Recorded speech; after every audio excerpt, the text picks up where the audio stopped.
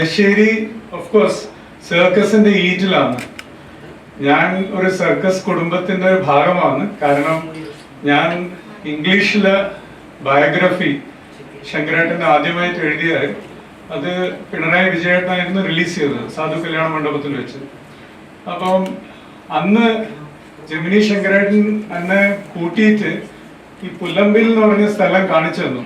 എന്നിട്ട് പറഞ്ഞു, ഹരി, ഇവിടെ വെച്ചിട്ടാണ് ഞാൻ ആദ്യം കീലേരിന്റെ ട്രെയിനിങ് കണ്ടത്. ഇപ്പൊ അവിടെ ഒന്നും കാര്യമായിട്ടൊന്നുമില്ല, വീടുകളെല്ലാം വന്ന് പിന്നെ എല്ലാം കൂടി പിന്നീടാണ് ചെറുക്കരയിൽ തുടങ്ങുന്നത്. അപ്പം ഞാൻ നവാസോട് ഒന്ന് പറഞ്ഞ അതേ ഒരു ഫാക്ടറായിരുന്നു. കാരണം പല തെറ്റായ പ്രചരണങ്ങൾ ഉണ്ടാവുന്നതെന്ന് വെച്ചാൽ തലശ്ശേരിയിലാണ് ഇന്ത്യയിൽ സർക്കസ് ഉത്ഭവിച്ചത്. ശരിക്കും ഉത്ഭവിച്ചത് 1880 മഹാരാഷ്ട്രയിലായിരുന്നു. പക്ഷെ ഇതിന്റെ അക്കാഡമി തലത്തില് ഗ്രാൻഡ് ക്ഷത്രിയ സർക്കസ് കേരളത്തിൽ വന്ന സമയത്ത് കീലേരി പറഞ്ഞു, നമുക്ക് സ്റ്റുഡൻസിനെ ട്രെയിൻ ചെയ്തിട്ട് നിങ്ങളെ സർക്കസിൽ ഞാൻ അയക്കാം ജിംനാസ്റ്റിക് ആയിട്ട് ആക്സിന്. അങ്ങനെ 1888 പുല്ലമ്പിൽ വെച്ചിട്ട് കീലേരി കുഞ്ഞിക്കണ്ണൻ ടീച്ചർ ട്രെയിൻ ചെയ്ത സ്റ്റുഡൻസ് ആണ് നമ്മളെ സർക്കസിൽ ലോകം മുഴുവൻ അറിയപ്പെട്ട ഒരു പേരെടുത്തത്. എന്ന് വെച്ചാൽ കണ്ണൻ ബൊമ്പായി എന്ന് പറയുന്ന ആർട്ടിസ്റ്റ് ലോകം മുഴുവനും ഫേമസ് ആയിരുന്നു. അങ്ങനെ ഉള്ള ഒരു കാലഘട്ടം ഞാൻ ഇന്ന് നമ്മളെ ഇവിടെയുള്ള ഇത്യോപ്യൻ ആർട്ടിസ്റ്റോടും പറഞ്ഞിരുന്നു, ഈ ജിംനാസ്റ്റിക്സ് ഒരു കാലത്ത് ഇവിടെ നമ്മളെ ഏറ്റവും ഫേമസ്. എനിക്ക് ഹുസൈൻ എന്ന് പറഞ്ഞ ലീഡർ കണ്ട് സംസാരിച്ചവർ തന്നെ ഹുസൈൻ്റെ ഒരു ഉത്സാഹം എനിക്ക് വളരെ ഇഷ്ടപ്പെട്ടു. നമ്മള് പത്രസമ്മേളനം നടത്തിയ സമയത്ത് ഇന്ന് അനീഷപ്പെട്ട പാട് എനിക്കുണ്ടായിരുന്നു.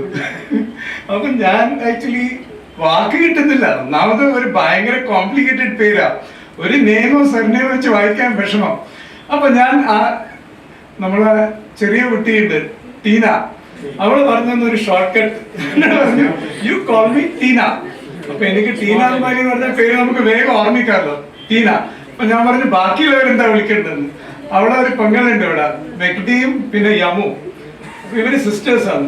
എന്നോട് ഒരു ഷോർട്ട് ഫോം പറഞ്ഞത്. കാരണം നമ്മൾ ഈ പത്രസമ്മേളനത്തില് ആദ്യം തന്നെ തപ്പിപ്പോയാൽ പിന്നെ മൊത്തത്തിൽ പ്രോബ്ലം. കാരണം ഇത് കടിച്ചാൽ പൊട്ടാതെ ഇന്ത്യ കണ്ടു അനീഷിന്റെ വിഷമം. അത് വായിച്ചിട്ട് ഓരോ വാക്കും ഭയങ്കര ടഫാ, very difficult to spell your names.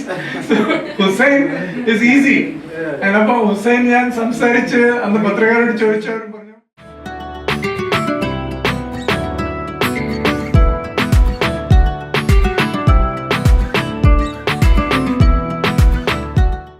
സർക്കസിൻ്റെ ഈറ്റില്ലമാണ് എന്ന് ചരിത്രം രേഖപ്പെടുത്തിയ ഒരു വലിയ സംഭവമായിട്ട് നമുക്കറിയാം. ഒരു സർക്കസ് കുലഗുരുവിന് ഈ നാട്ടിൽ നിന്ന് അനുഭവിക്കേണ്ടി വന്ന യാതനകളെക്കുറിച്ച്, വിവേചനത്തെക്കുറിച്ച് വേണ്ടത്ര ഇവിടെ ചർച്ച ചെയ്യപ്പെടാതെ പോയിട്ടുണ്ട്. കീലേരി കുഞ്ഞിക്കണ്ണൻ ഗുരുക്കൾ മതം മാറാൻ ഇടയായിട്ടുള്ള ഒരു പീഡനകാലം ആ കാലത്തിൻ്റെ ഒരു നോവുന്ന അനുഭവമായിട്ടുണ്ടായിരുന്നു. നവാസിനെ പോലുള്ള ആളുകൾക്ക് കീലേരിയുടെ ജീവിതം ഒരു സിനിമയാക്കാൻ വേണ്ടി പറ്റും. അതിൻ്റെ തിരക്കഥ ഒരാളുടെ കയ്യിലുണ്ട്. അത്യന്തം വടക്കൻ വീരഗാഥയും അതുപോലുള്ള മനോഹരമായ സിനിമകളൊക്കെ നിർമ്മിച്ചെടുത്ത നാട്ടിൽ കീലേരിയുടെ കഥ വായിക്കാൻ സാധിച്ചാൽ ഒരുപാട് പീഡനങ്ങൾ ഏറ്റുവാങ്ങിയ ഒരു മനുഷ്യനാണ് എന്ന് കാണാൻ സാധിക്കും. അദ്ദേഹം ക്രിസ്ത്യാനിയായിട്ട് മതം മാറേണ്ടി വന്നത് ജാതി വിവേചനത്തെ തുടർന്നായിരുന്നു. അങ്ങനെ ഒരു ചരിത്രമുണ്ട്. കൃത്യമായി വിദ്യാഭ്യാസം ചെയ്യാൻ സാധിക്കാത്ത നാട്ടിലെ സമ്പന്നരാൽ അതുപോലെ ജാതി പ്രമാണിമാരാൽ ഒറ്റപ്പെട്ടു പോയ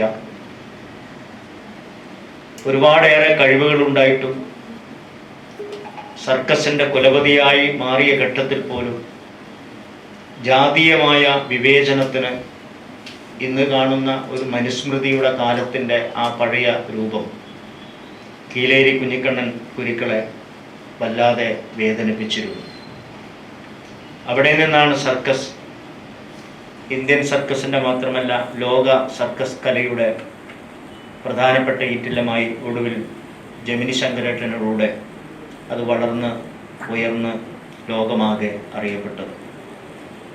ഇന്ത്യയിലെ ഏതൊരു ഭരണാധികാരിയും ഇന്ത്യൻ സർക്കസിൻ്റെ കുലപതിയായി പിന്നീട് അറിയപ്പെട്ട ജമിനി ശങ്കരേട്ടനുമായി ബന്ധപ്പെടാതെ കടന്നുപോയിട്ടില്ല. ജമിനി ശങ്കരേട്ടനെ ആലിംഗനം ചെയ്യാത്ത ഒരു പ്രധാനമന്ത്രിയും ഒരു രാഷ്ട്രീയ നേതാവും വിദേശത്തു നിന്നെത്തിയ നേതാക്കന്മാരും ഉണ്ടായിട്ടില്ല എന്നാണ് ശങ്കരേട്ടൻ്റെ ജീവിതം അടയാളപ്പെടുത്തുന്നത്. ആ സർക്കസിൻ്റെ നാട്ടിലാണ് ഇന്നിപ്പോൾ നമ്മുടെ എത്യോപ്യൻ സർക്കസ് ആർട്ടിസ്റ്റ് ഇന്നിപ്പോൾ തലശ്ശേരിയിൽ എത്തിയിട്ടുള്ളത്. വളരെ അഭിമാനത്തോടു കൂടി welcome to Ethiopian circus artist at Thalassery, welcome to God's own country in Kerala. ഇന്ന് ഇപ്പോൾ കേരളത്തെ പഴയ ചരിത്രം എടുത്ത് പരിശോധിച്ചാൽ നമുക്കറിയാം, അന്ധവിശ്വാസങ്ങളും അനാചാരങ്ങളും ഒക്കെ കടന്നുകൂടിയ ഒരു കാലഘട്ടം നമുക്കുണ്ടായിരുന്നു. അത് നിരവധിയായ പോരാട്ടങ്ങളിലൂടെ മാറ്റിയെടുത്തിട്ടാണ് ഇന്ന് നമ്മൾ ഈ കാണുന്ന എല്ലാ അനുഭവ ഹൃദയങ്ങളും നമ്മൾ അനുഭവിച്ചുകൊണ്ടിരിക്കുന്നത്. അപ്പോൾ ആ ഒരു കാലത്തേക്ക് വീണ്ടും നമ്മൾ മടങ്ങിപ്പോകുക എന്ന് പറയുമ്പോൾ ഇവിടുത്തെ ഏറ്റവും അതിനെതിരായിട്ട് പ്രവർത്തിക്കാൻ പറ്റുന്നത് മാധ്യമ സുഹൃത്തുക്കൾക്കാണ്, അവരുടെ പത്രങ്ങൾക്കാണ്, മാധ്യമങ്ങൾക്കാണ്. അപ്പോൾ പഴയതിലേക്ക് നമ്മൾ തിരിച്ചു പോവുകയല്ല വേണ്ടത്. പുതിയ കാലത്തിൽ പുതിയ ഉദ്ദേശശുദ്ധിയോടുകൂടി കാര്യങ്ങൾ കാണാനുള്ള ഒരു കാഴ്ചപ്പാടിലേക്ക് പോകണം. ഒരു പക്ഷേ നമ്മളെല്ലാം ഒരു യുവത്വമുള്ള കാലഘട്ടത്തിൽ മതം എന്താന്ന് നമ്മൾ അറിഞ്ഞിട്ടേ ഇല്ല. ഒരു കോളേജ് പഠന കാലത്തൊന്നും ഏത് മതത്തിലാണെന്ന് അന്യോന്യം ചോദിക്കാൻ തന്നെ നമുക്ക് അങ്ങനെ ഒരു സന്ദർഭം ഉണ്ടായിട്ടില്ല.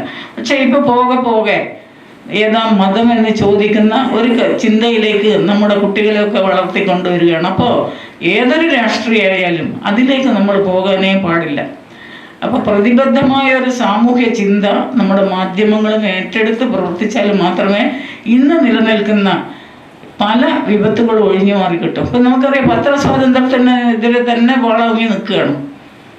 ആരെങ്കിലും എതിരായി ചലിക്കുന്നുണ്ടെങ്കിൽ, ആരെങ്കിലും എതിരായിട്ട് പറയുന്നുണ്ടെങ്കിൽ അവരെ ഇല്ലാതാക്കുക എന്നുള്ളതാണ് നമ്മുടെ ഇന്നത്തെ സാമൂഹ്യ നീതിയായിട്ട് വന്നിട്ടുള്ളത്. അപ്പോൾ എന്തായാലും പത്രത്തിൻ്റെ ഭാഗത്തുനിന്ന് അത്തരത്തിലുള്ള വെല്ലുവിളികൾ ഏറ്റെടുത്ത് നമ്മുടെ സാധാരണക്കാരായ ആളുകളെയൊക്കെ ചേർത്തുകൊണ്ട് പഴയതിലേക്ക് ഇനി ഇല്ല, നമുക്കൊരു പുതിയ പ്രഭാതം, പുതിയ ജീവിതം, പുതിയ കാഴ്ചപ്പാട് അതായിരിക്കണം. അല്ലാണ്ട് പഴയത് പറഞ്ഞ് പിന്നോട്ട് പോകുന്ന ഒരു സമൂഹമല്ല നമുക്ക് വേണ്ടത്.